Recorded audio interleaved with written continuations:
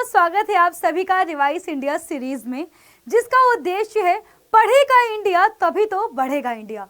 तो मैं हूं आप सबकी रुचि मैम एंड गाइस, आज की इस क्लास में हम लोग फिजिक्स का वो चैप्टर सीखने वाले हैं जो कि हमें रियल लाइफ में बहुत सारी चीजों को सिखाता है। ऊर्जा के स्रोत। बच्चों, ये चैप्टर हम लोग मात्र 20 मिनट में ऐसा सीख लेंगे कि आपको इसके बाद कुछ और पढ़ने की या सीखने की आवश्यकता नहीं रहेगी। गाइस, आपके बोर्ड में चैप्टर हो या फिर ना हो, पर इससे सवाल आना ही आना है। एंड आपने देखा भी होगा कि हर एक पेपर में एक सवाल ऐसा होता ही होता है जो है आप लोग ना बोलते हो ये तो आउट ऑफ सिलेबस है। एक्चुअली वो आउट ऑफ सिलेबस नहीं होता, जो हम छोड़ देते हैं वही होता है, राइट। तो ऊर्जा के स्रोत आपको पढ़ना ही पढ़ना, मात्र 20 मिनट अपने देने हैं और इसके बाद ये चैप्टर आपको मुंह जवानी याद रहेगा कि आप अपने दोस्तों को पढ़ा सकते हो, वो भी खुद।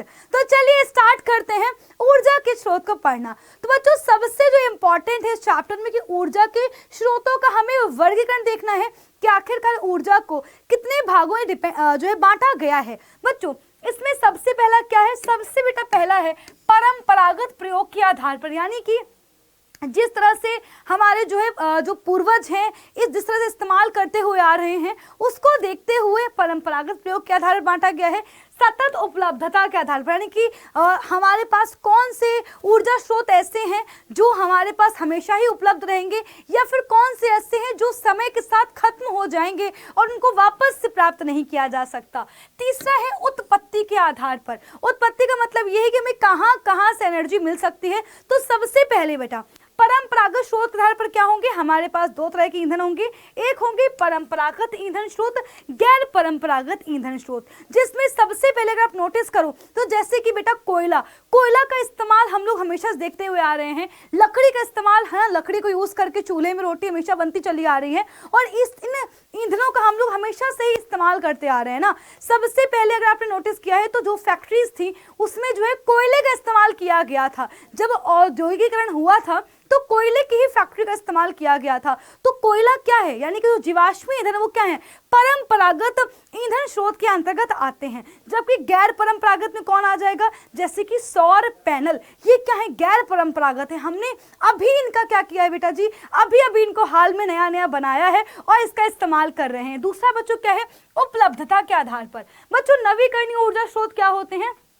नवीकरणीय ऊर्जा स्रोत का मतलब ये है कि ऐसे ऊर्जा स्रोत जो अगर एक बार समाप्त हो गए तो इनको वापस से बनाया नहीं जा सकता। बहुत ही सीमित मात्रा इनकी उपलब्ध है, इनको बनने में लाखों करोड़ों वर्ष लग जाते हैं। अनवीकरणीय ऊर्जा स्रोत का मतलब क्या है कि आपकी जितनी मर्जी आए उनको उतना बनाओ, है ना। आप उनसे अनंत ऊर्जा प्राप्त कर सकते हो। जैसे कि बेटा सूर्य है ना, सूर्य से हम लोग अनंत टाइम तक ऊर्जा प्राप्त कर सकते हैं। पानी है ना, जल ऊर्जा, पवन ऊर्जा, बच्चों क्या है? इनसे हम लोग बार बार ऊर्जा को प्राप्त कर सकते हैं। बच्चों, उत्पत्ति के आधार पर क्या हो जाएगा? जीवाश्म, परमाणु ऊर्जा, हाइड्रो पावर, सौर ऊर्जा, पवन ऊर्जा, जैव ऊर्जा, भूतापीय ऊर्जा, तरंग ऊर्जा, समुद्री तापीय ऊर्जा, ज्वारीय ऊर्जा। अब बच्चों, हम लोग आगे चल करके अभी इस लेक्चर में इन सभी ऊर्जाओं के बारे में बात करेंगे। तो बेटा ये तो हो गया सबसे पहले। अब बच्चों, इसमें जो है आपको ध्यान रखना होगा, परंपरागत स्रोत के अंतर्गत बेटा जी हमारे ये ऊर्जा स्रोत आ जाएंगे।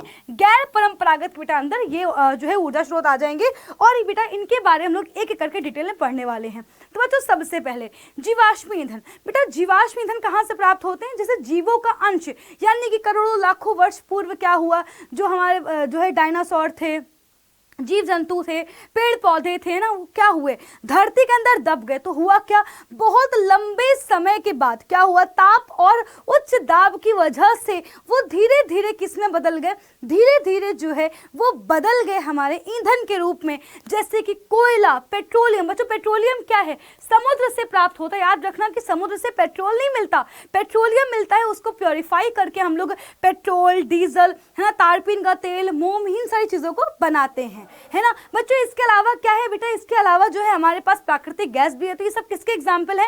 ये सारे जीवाश्म ईंधन के एग्जाम्पल हैं। अब बच्चों, इनकी जो है इनकी कुछ खासियत है, जैसे कि ये गैर नवीकरणीय होते हैं, यानी कि इनको अगर एक बार समाप्त हो गए तो इनको प्राप्त नहीं किया जा सकता। बच्चों, इनसे बहुत ज्यादा प्रदूषण होता है।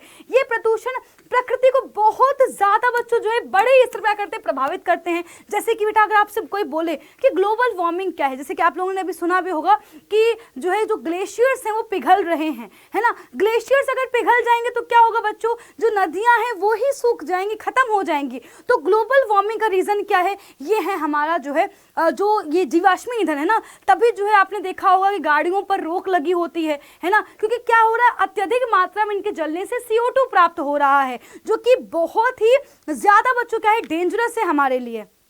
एग्जाम्पल कॉल कोयला, पेट्रोल, डीजल, है ना। आगे बच्चों बढ़ेंगे बेटा, नेक्स्ट है गोबर गैस। बच्चों गोबर गैस क्या है बेटा, गोबर गैस याद रखना कि एक अच्छा जो है वो कह सकते हैं उत्तम ईंधन है बच्चों। ये किसमें आएगा, उत्तम या आदर्श ईंधन भी कह सकते हैं। आदर्श ईंधन बच्चों इसको नाम क्यों दिया गया है, आदर्श ईंधन नाम इसलिए दिया गया है क्योंकि पहली चीज तो ये कि बिल्कुल प्रदूषण नहीं फैला रही है। दूसरी बच्चों चीज ये है कि जैसे कि जो गोबर हो गया, फलों के छिलके हो गए, इन सबको हम लोग सड़ा करके, है ना, क्या कर रहे हैं, गोबर गैस बना रहे हैं। एंड बच्चों ये देखो, अब इसके बाद जो कचरा बचता है उसका हम लोग इस्तेमाल करते हैं खाद के रूप में। तो बेटा जैसे नहीं कहते, आपने सुना हो गुठली के मतलब आम के आम गुठलियों के दाम, बिल्कुल वैसा ही केस यहाँ पर है। और बच्चों दूसरी चीज ये है कि जैव गैस बिल्कुल भी हार्मफुल नहीं है। तो बच्चों गोबर गैस को और क्या क्या कह सकते हैं, गोबर गैस को जैव गैस कहा जाता है, बायोगैस कहा जाता है। इसमें 75% बेटा क्या होती है, मीथेन गैस पाई जाती है। इस बात को आपको ध्यान रखना है। तो बेटा वो पहले हम लोग क्या करते थे, पहले भाई हम लोग जो है केवल गोबर के कंडे बनाए और उसको जलाते थे। पर हमने क्या किया, जब बायोगैस प्लांट लगा दिया तो इससे क्या हो रहा है, पहली चीज तो बेटा हमें बायोगैस मिल रही है। बायोगैस का इस्तेमाल हम लोग कहाँ कहाँ पे कर रहे हैं बेटा, रोशनी यानी कि बल्ब जो है जल रहा है प्रॉपर, है ना बेटा। ईंधन के रूप में हम लोग खाना ही बना पा रहे हैं उससे, बेटा मशीन भी चला रहे हैं। अब बच्चों दूसरी बेटा चीज क्या हो गई कि जो हमारे पास बेटा जो बेटा बायोगैस स्लरी बनती है उसका इस्तेमाल कहाँ करते हैं, खाद के रूप में करते हैं। कुछ ऐसा बच्चों दिखता है गोबर गैस प्लांट। बेटा करदम क्या होता है, हमने क्या किया, हमने गोबर को पानी में मिला करके करदम बना के क्या किया, गैस यहाँ टंकी भेज दिया। ये संपात से डाइजेस्टर बोलते हैं कि पेट है ना, डाइजेस्ट कर लेता है हर चीज को। यहाँ पर क्या हो रहा है, हमारा जो गोबर है वो सड़ता है और लगभग बेटा जो है काफी दिनों बाद जो है जो गैस होती है ऊपर इकट्ठा हो जाती है, उसको बाहर निकाल लेते हैं। जो यहाँ से बचा उसका इस्तेमाल कर लिया खाद के रूप में। आगे बढ़ेंगे, सौर कुकर। बेटा सोलर कुकर क्या है, तो बच्चों सौर कुकर हम कह सकते हैं लकड़ी का बॉक्स नुमा संरचना होती है, उसके अंदर हम लोग काला पेंट करते हैं। काला पेंट क्यों करते हैं, क्योंकि काला रंग जो है ऊष्मा का अच्छा अवशोषक होता है, अच्छा खासा टेम्परेचर बढ़ा देता है, लगभग 160 से 180 डिग्री सेल्सियस तक टेम्परेचर अंदर बढ़ जाता है। यहाँ पर दर्पण कौन सा लगा होता है, याद रखना बच्चों, हम लोग जो है अवतल दर्पण का इस्तेमाल करते हैं। कई कई जगह पर आपको समतल दर्पण लिखा हुआ मिल जाएगा, पर अब बेटा हम लोग किसका इस्तेमाल करते हैं, अवतल दर्पण का। क्योंकि बच्चों ये क्या करता है, प्रकाश किरणों को एक स्थान पर एकत्रित करता है। जितना ज्यादा प्रकाश किरणें एकत्रित होंगी क्या होगा, उतना ही बढ़िया जो है अंदर टेम्परेचर हो जाएगा, खाना उतनी जल्दी पक जाएगा। दूसरी बच्चों चीज क्या है, दूसरी चीज ये है कि इसके ऊपर एक कांच की प्लेट लगी रहती है। कांच की प्लेट क्यों लगी होती है, ताकि जो अंदर की ऊष्मा है वो वातावरण में ना जा पाए, इसलिए यहाँ पर कांच की प्लेट भी लगी होती है। याद रखना है आपको कि जो सोलर कुकर है उसका हम इस्तेमाल किस दिन नहीं कर पाएंगे, जिस दिन धूप नहीं निकली होगी, बादल वाले दिन इसका इस्तेमाल तुम नहीं कर सकते हो। बच्चों ये भी क्या है, हम कह सकते हैं सबसे अच्छा स्रोत है ना। हम लोग क्या कर पा रहे हैं, इससे जो है ऊर्जा की बचत कर पा रहे हैं, एक भी हानि नहीं हो रही है, इसमें जो बना हुआ खाना वो प्रॉपर पौष्टिक है। तो आप इस तरह से इसके जो है जो इसके बेनिफिट्स है वो भी लेके आ सकते हैं। अगला बच्चों सोलर पैनल, है ना बेटा, याद रखना कि सोलर पैनल में क्या होता है बच्चों, सोलर पैनल में सौर सेल लगे होते हैं। सौर सेल क्या करते हैं, जो ये सौर सेल होते हैं ये सूर्य की ऊर्जा को विद्युत ऊर्जा में कन्वर्ट करते हैं। सौर सेल बेटा किसके बनाए जाते हैं, सिलिकॉन धातु के बनाए जाते हैं। बस आपको इतना ध्यान रखना है इसके बारे में, राइट। आगे बढ़ेंगे बेटा, अगले बच्चों जो है हमारा जो नेक्स्ट कॉन्सेप्ट है वो है बेटा जी पवन ऊर्जा, है ना बेटा, पवन ऊर्जा, जल ऊर्जा। तो इसके बारे में बात कर लेते हैं। तो बच्चों अगर हम लोगों को अगर समझना है पवन ऊर्जा, जल ऊर्जा के बारे में, तो आपको बस एक संयंत्र समझ लेना है बच्चों, जो कि है तापीय विद्युत संयंत्र। असल में बच्चों होता क्या है कि सबसे पहले हम लोग जो है क्या कर रहे थे, सबसे पहले जो है हम लोग जो है कोयले से पानी गर्म कर रहे थे। अब बच्चों पानी गर्म हो जाएगा तो क्या बनेगी, भाप बनेगी। उस भाप को हम लोग क्या कर रहे थे, उस भाप की सहायता से हम लोग क्या कर रहे थे भाई, हम लोग जो है टरबाइन घुमा रहे थे। टरबाइन अगर घूम गई तो क्या हो जाएगा, टरबाइन से जोड़ दिया जनरेटर को, और जनरेटर यांत्रिक ऊर्जा को विद्युत ऊर्जा में बदलता था, राइट। अब बच्चों इसी स्ट्रक्चर का इस्तेमाल हमने कहां पर किया, पानी में किया। तो अब असल में क्या हुआ, हम लोग पानी को इकट्ठा कर रहे थे जिसे हम लोग कहते हैं बांध। तो पृथ्वी से काफी ऊंचाई पर क्या किया, पानी को एकत्रित किया, फिर हमने क्या किया, पानी को वहां से छोड़ा। जैसे वहां से आप पानी को छोड़ोगे क्या होगा बच्चे, यहाँ पर हमने लगा दिया टरबाइन। टरबाइन क्या करेगी बेटा, टरबाइन तेजी से घूमेगी। क्योंकि बच्चों पानी इतना तेजी से आ रहा है तो क्या होगा बच्चों, टरबाइन घूमेगी। टरबाइन से क्या जुड़ा हुआ है, टरबाइन से जुड़ा हुआ है जनरेटर, और इस जनरेटर से क्या मिल रहा है, इस जनरेटर से हमें विद्युत ऊर्जा मिल रही है। इतना सिंपल सा है। यानी हम लोग क्या कर पाए बेटा, यानी कि यहाँ पर हम लोग जल की ऊर्जा को कन्वर्ट कर रहे हैं विद्युत ऊर्जा में। बस आपको ध्यान रखना है कि यहाँ पर टरबाइन बहुत बड़ा रोल प्ले करती है। दूसरी बच्चों चीज क्या है, दूसरी चीज बच्चों ये है, हमेशा हम लोग क्या करेंगे, जो बांध है वो उसको जमीन से काफी ऊंचाई पर जाकर के बनाएंगे। अच्छा बच्चों एक चीज और है, जैसे कुछ बांध के नाम आपको ध्यान रखने हैं। सरदार सरोवर बांध बेटा कहाँ पर बना हुआ, नर्मदा नदी पर बना हुआ, गुजरात में बना हुआ है ना, काफी ज्यादा पूछा गया क्वेश्चन है। बच्चों ये तो हो गया किसके बारे में, ये तो हो गया हमारे जो है जल संयंत्र के बारे में। बेटा जैसा जल संयंत्र बिल्कुल वैसे ही बच्चों हमारी पवन चक्की होती है। बेटा पवन चक्की में क्या होता है, यहाँ बेटा क्या होता है, यहाँ पर हमारी जो है टरबाइन फिट होती है। असल में जो पवन है, पवन की हेल्प से क्या हो रहा है, जब पवन जब चलती है तो उसकी सहायता से क्या हो रहा है, पंखुड़ियां चल रही हैं। याद रखना कि पवन चक्की से बच्चों हमें जो है विद्युत ऊर्जा कब मिलेगी, जब पवन की चाल कितनी होगी, 15 किलोमीटर प्रति घंटे। बच्चों डेनमार्क को पवनों का देश कहा जाता है। और डेनमार्क में क्या है भाई, डेनमार्क में जो है बहुत ज़्यादा हवा चल रही है, 15 किलोमीटर प्रति घंटे की रफ्तार चाहिए। अब क्या होगा, पवन की जो चक्की की जो पंखुड़ियां क्या करेंगी, घूमेंगी। जब पंखुड़ियां घूमेंगी तो क्या होगा, असल में इससे जुड़ी हुई टरबाइन भी घूमेगी। तो अब क्या हुआ, पवन ऊर्जा से टरबाइन घूम रही है। टरबाइन से क्या जुड़ी हुई है, जनरेटर जुड़ा हुआ है। बस आपको इतना ध्यान रखना है कि कुल मिलाकर तुम्हें टरबाइन घुमाना है। अब टरबाइन घुमाने के लिए कई लोग पवन के पास जा रहे हैं, कभी जल के पास जा रहे हैं, है ना। तो बस ये आपको ध्यान रखना है। और एक बार टरबाइन घूम गई तो क्या होगा, जनरेटर से हमें विद्युत ऊर्जा मिल ही जाएगी। तो आप लोग बेटा देख सकते हो कि हर एक कॉन्सेप्ट में एक चीज कॉमन है कि टरबाइन को घुमाना। टरबाइन घुमाने के लिए हम लोग अलग अलग चीजें कर रहे हैं ना, कि भाई पवन को जो है 15 किलोमीटर प्रति घंटे की रफ्तार होनी चाहिए। दूसरी चीज हम लोग बांध का निर्माण कर रहे हैं कि जमीन से काफी ऊंचाई पर पानी को जाकर एकत्रित कर रहे हैं। ठीक है बच्चों, आगे बढ़ेंगे। इसी बेटा जो है हमारा अगला कॉन्सेप्ट आता है समुद्र का। अब बच्चों समुद्र में जो है हमें काफी तरह की ऊर्जाएं मिलती हैं। जैसे कि बेटा जो है समुद्र में ज्वार भाटा उठता है तो ज्वारीय ऊर्जा, बहुत सारी तरंगे होती हैं, तरंगीय बेटा जो है तरंग ऊर्जा। बच्चों तीसरा होता है OTEC, है ना बेटा। इसके बाद जो है भूतापीय ऊर्जा, ये ऊर्जाएं हमें और पढ़नी है। क्या बेटा देखना, सबसे बेटा पहले क्या है, सबसे पहले बेटा जो है टाइडल एनर्जी। बच्चों टाइडल हमें पता है क्या होती है, ज्वार और भाटा को आप समझ सकते हो। तो हम लोग क्या करते हैं, समुद्र के किसी संकीर्ण क्षेत्र में बांध का निर्माण करते हैं, राइट। अब होगा क्या, यहाँ पर बीच में तुमने क्या किया, टरबाइन को लगा दिया। तो अब क्या होगा, जैसे समुद्र का पानी उठेगा, यानी कि जब ज्वार आएगा तो क्या होगा, तो बच्चों हम लोग ऐसी जगह पर फिट करते हैं क्या हो, समुद्र का पानी उठ रहा हो और समुद्र का पानी गिर रहा हो। तो अब क्या होगा, जो टरबाइन है वो 2 बार घूमेगी। जब समुद्र का पानी उठेगा तब भी क्या होगा, टरबाइन घूमेगी। टरबाइन से क्या लगा बेटा, जुड़ा हुआ है, टरबाइन से जुड़ा हुआ है जनरेटर। जनरेटर क्या करेगा, जनरेटर जो है अगेन बेटा जो है यांत्रिक ऊर्जा को विद्युत ऊर्जा में कन्वर्ट कर रहा। अब क्या होगा, जब जो है ये समुद्र का पानी उतर रहा होगा तब भी क्या होगा, तब भी हमारी टरबाइन घूमेगी। और इस तरह से अगेन क्या होगा, अगेन जो है यांत्रिक ऊर्जा से विद्युत ऊर्जा का निर्माण हो रहा है। तो आपको ध्यान रखना है कि इस प्रकार से समुद्र का पानी उठने और चढ़ने से क्या हो रहा है, गिरने और उठने से क्या हो रहा है, हम लोग जो है यांत्रिक ऊर्जा से जो है विद्युत ऊर्जा प्राप्त कर ले रहे हैं। तो इसे हम लोग बोलते हैं बेटा, क्या बोलेंगे, इसे हम लोग बोलेंगे ज्वारीय ऊर्जा। अगली बेटा ऊर्जा क्या होती है, तरंग ऊर्जा। अब बच्चों तरंग ऊर्जा असल में क्या है, हमें पता है कि समुद्र के ऊपर बहुत सारी जो है हमें तरंगे मिलती है ना समुद्र में। क्या अब भाई अनंत ऊर्जा है, तरंग ऊर्जा क्या है? अनंत ऊर्जा, अक्षय ऊर्जा कहते हैं, जिसको आप खत्म ही नहीं कर सकते, राइट। अब बच्चों असल में क्या होता है, महासागरीय जो पवनें होती हैं उसकी वजह से क्या होता है, तरंगे समुद्र में आ रही होती हैं। दूसरा आपको ध्यान रखना है कि समुद्र में ज्वार भाटा आने के कारण क्या है बेटा, तो समुद्र में ज्वार भाटा जो आता है वो पृथ्वी और चंद्रमा की गुरुत्वाकर्षण शक्तियों की वजह से आता है। ये बहुत इंपॉर्टेंट है, राइट। अब बच्चों ध्यान सुनना, असल में क्या हुआ बेटा, देखो जो तरंगे हैं तो हम लोग क्या करते हैं, जहां पर तरंगे ज्यादा आ रही हैं वहां पर हमने कोई टरबाइन फिट कर दी है ना। देखो बहुत सारे तरीके हैं इसको प्राप्त करने के लिए।